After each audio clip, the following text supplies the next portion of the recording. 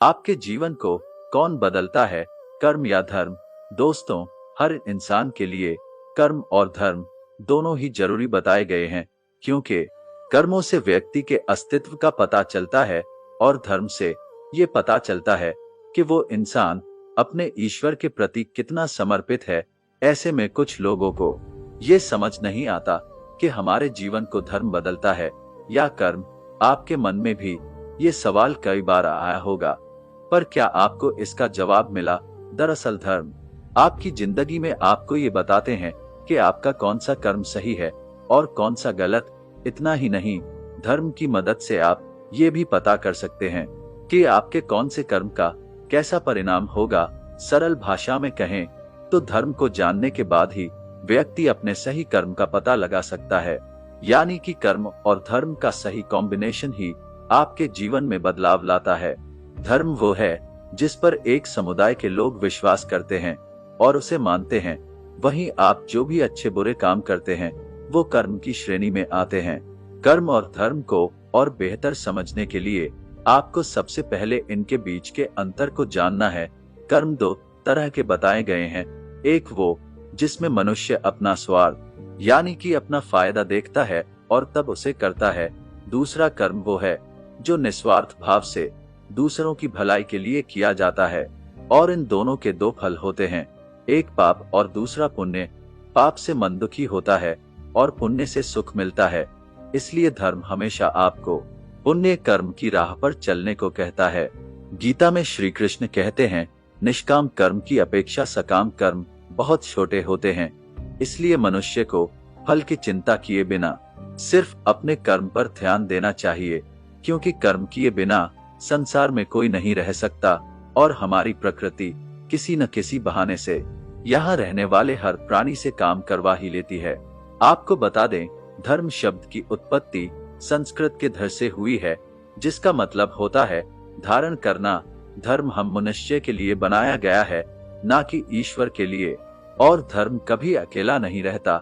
इसे जो भी इंसान धारण करता है उसे संयम, त्याग, विवेक, शीतलता और प्रेम भी प्राप्त होता है। धर्म की मदद से आप इस दुनिया रूपी सागर को पार कर सकते हैं।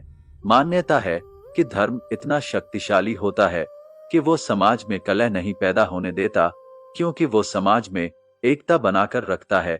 यहाँ धर्म का मतलब हिंदू, मुस्लिम, सिख, ईसाई से नहीं, बल्कि यहाँ धर्म का मतलब उस शक्ति से है जो आपको अच्छे कर्म करने के लिए हमेशा प्रेरणा देती है।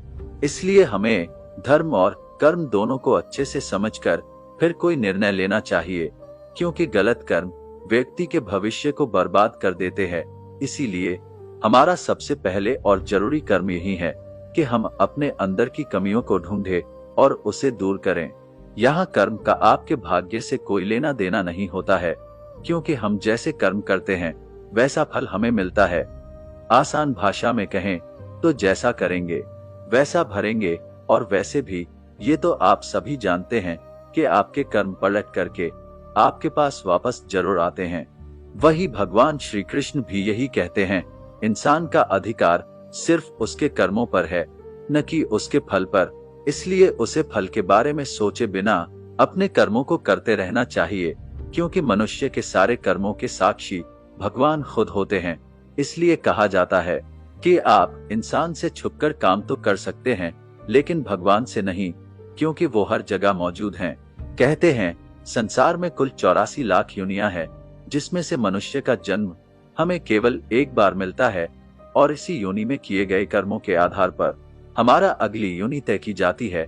इसलिए कहा गया है, मनुष्य योनि में जितना हो सके उतना अच्छे कर्म करें, क्योंकि हमारे पास सिर्फ इसी योनि में ये क्षमता होती है कि हम ये समझ सकें कि कौन सा कर्म अच्छा है और कौन सा खराब।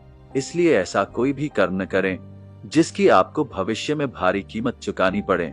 सरल भाषा में कहें तो धर्म व्यक्ति को गलत मार्ग पर चलने से रोकता है और इंसान के अच्छे कर्म उसे मोक्ष प्राप्त करने में उसकी मदद करते हैं। इसलिए धर्म और कर्म का रिश्ता वैसा ही है जैसा शरीर और आत्मा का। तो दोस्तों, धर्म को अच्छे से समझे और फिर अपना कर्म करें।